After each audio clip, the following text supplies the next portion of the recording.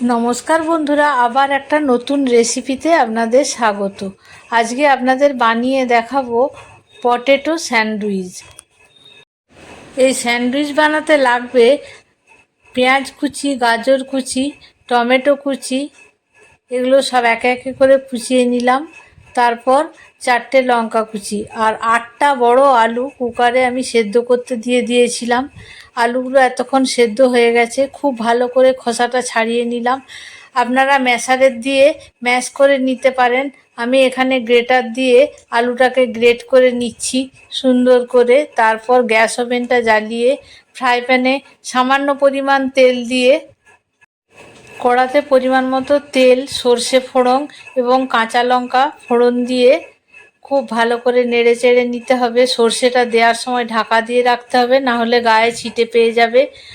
আর এতে টমেটো কুচো, পেঁয়াজ কুচানো আর গাজরগুলো আমি দিয়ে দিলাম।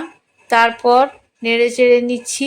এতে পরিমাণ মতো নুন দিয়ে দিচ্ছি আর সামান্য পরিমাণ আদা এবং রসুন বেটে রেখেছিলাম সেটা দিয়ে দিলাম। আর ম্যাশ করা আলুটাও এর মধ্যে দিয়ে দিলাম। এটা রান্নার সময় ফোড়নে একটু কারি পাতা দিলে খুব সুন্দর সেন্ট বেরোয়। আমার এখানে দেওয়া হয়নি, আপনারা পারলে দিয়ে দেবেন। এতে পরিমাণ মতো নুন, হলুদ, জিরে গুঁড়ো, ধনে গুঁড়ো আর লঙ্কা গুঁড়ো মিশিয়ে দিলাম। তারপর খুব ভালোভাবে নেড়ে চেড়ে নিয়ে একেবারে শুকনো করবো না, একেবারে নরমও করব না, মাঝামাঝি রাখবো। পুরটা এখানে প্রায় আমার বানানো হয়ে গেছে। একটি পাত্রের মধ্যে ঢেলে নিলাম। অনেক সময় মুড়ি বা রুটি খেতে ভালো না লাগলে আপনারা এইভাবে স্যান্ডউইচ বানিয়ে খেতে পারেন। তারপর পাউরুটির মধ্যে আমি টমেটোর সস মাখিয়ে নিচ্ছি এইভাবে চামচ দিয়ে। ভালো করে মাখানোর পর আমি যেটা পুর তৈরি করে রেখেছিলাম সেটা এর মধ্যে ভালো করে দিয়ে দিলাম। চারপাশে দিয়ে দিতে হবে, একটুও যেন ফাঁকা না থাকে। তারপর ব্রেডটাকে কেটে নিলাম। এখানে আমি ব্রাউন ব্রেড নিয়েছি। এইভাবে আমি স্যান্ডউইচগুলো বানিয়ে নিচ্ছি। ঠেসে ঠেসে পুরটা দিতে হবে, পুর কম দিলে খেতে ততটা টেস্টি হবে না।